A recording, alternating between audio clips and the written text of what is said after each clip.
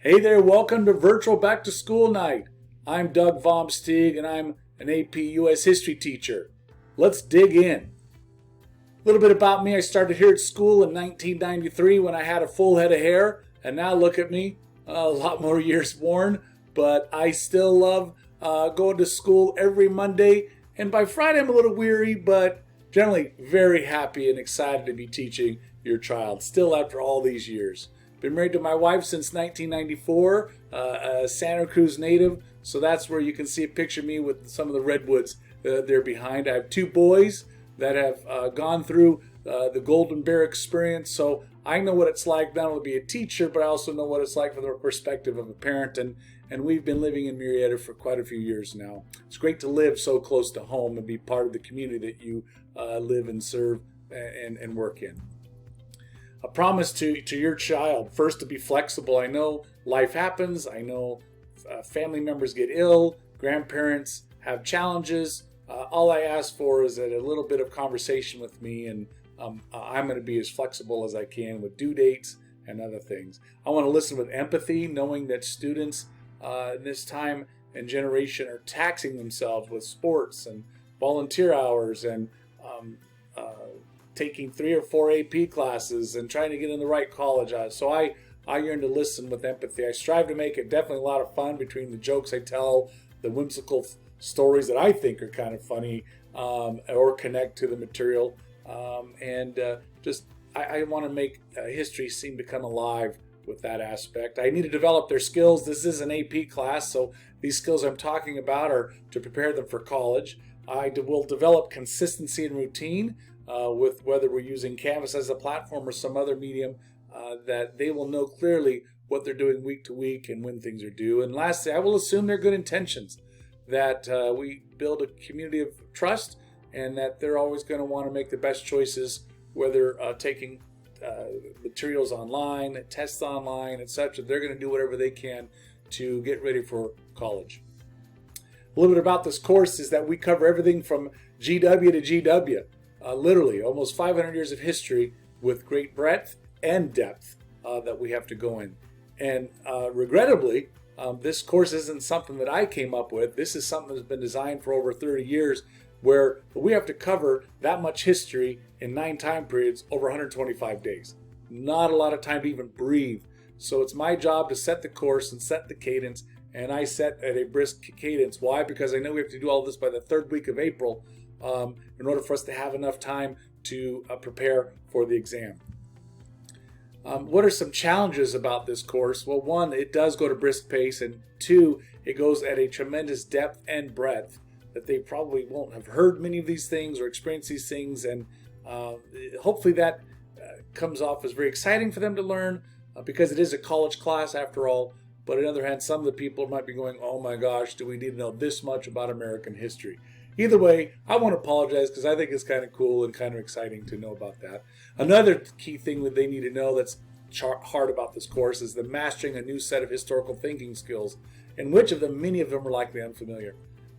Our job is to prepare them how to write in college and be prepared for any type of essay they might experience or multiple choice tests, and that's what this course works hard to do.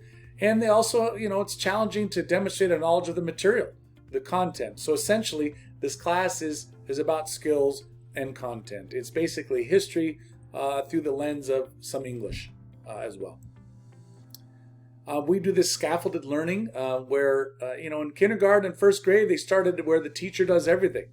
There are some high school classes where the teacher literally lectures every class period, and the students are very happy to sit there and take notes. But as you move through the educational experience, our goal is to help students become more independent, where it's all upon the student. This class is a blend between the gradual release and the independent.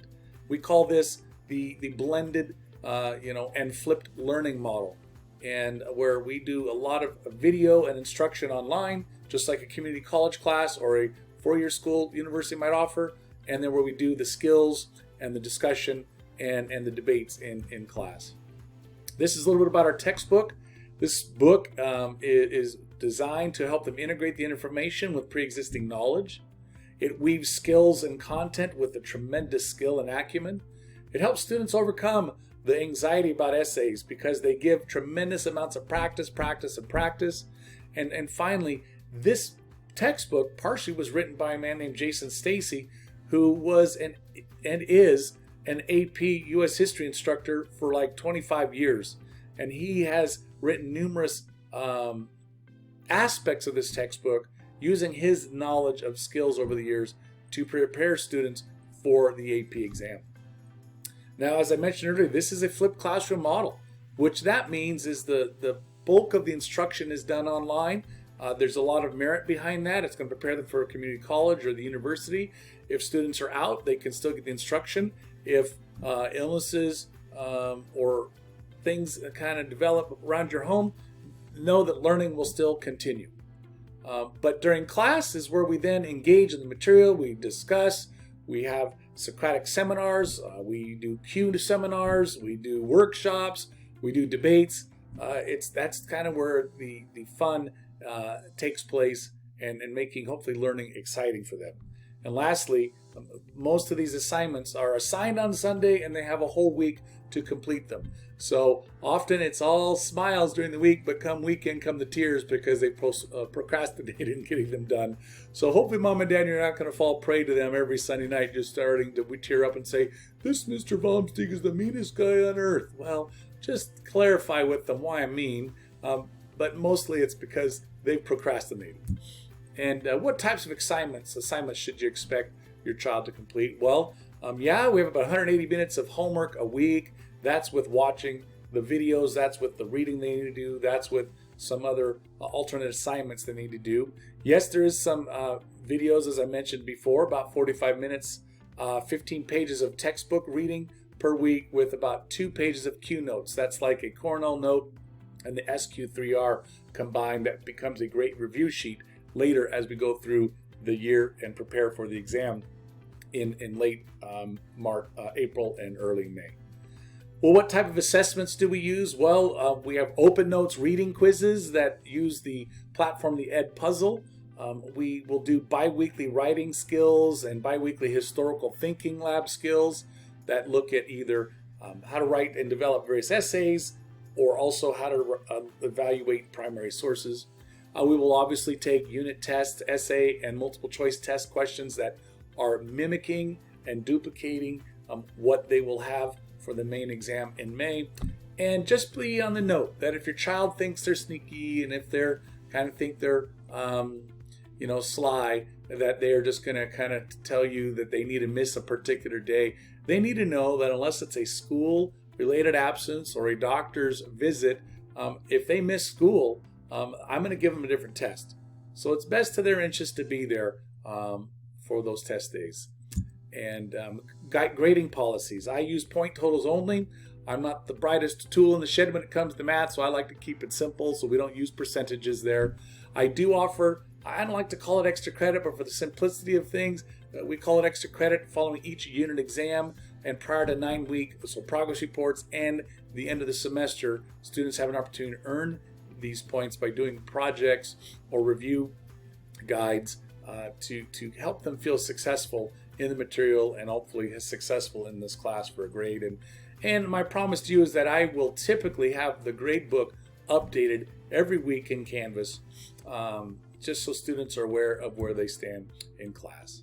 I ask for communication that this is juniors. This course is designed for them. It's a college course, and so therefore, if a student, your child is having a challenge, they should go to the teacher first. This is a big step for them. This, I know it might be hard or anxious for them, but they need to begin learning advocacy because soon they'll be on their own. They won't have a parent there that can make a phone call on their behalf. This is something they need to do. Now, if I can't resolve it with your child, please, by all means, email me, contact me. I would love to have conversation and if needed, a one-to-one meeting with you and your son or daughter. And lastly, please only district email. Don't call. I mean, you can, but I don't check that very often, frankly. And certainly don't email through the Canvas platform, as that's just another thing I have to check, and I just rarely do that. But email, right on. I'll be getting back to you quite promptly. Some important information is I have a website called StegerCentral.com that has a lot of materials that students can use as a resource for this course. Students should be creating if they're taking the exam, they should be creating a login, and so there's the link for that. Usually the AP exam is always the first week of May for APUSH. And lastly, all tests should be ordered usually by November if you want to avoid paying a penalty through the Temecula Valley High School. Look on our website. There should be a link in order to do that. So that's it for now. You stay classy, Golden Bears. Looking forward to seeing you next time.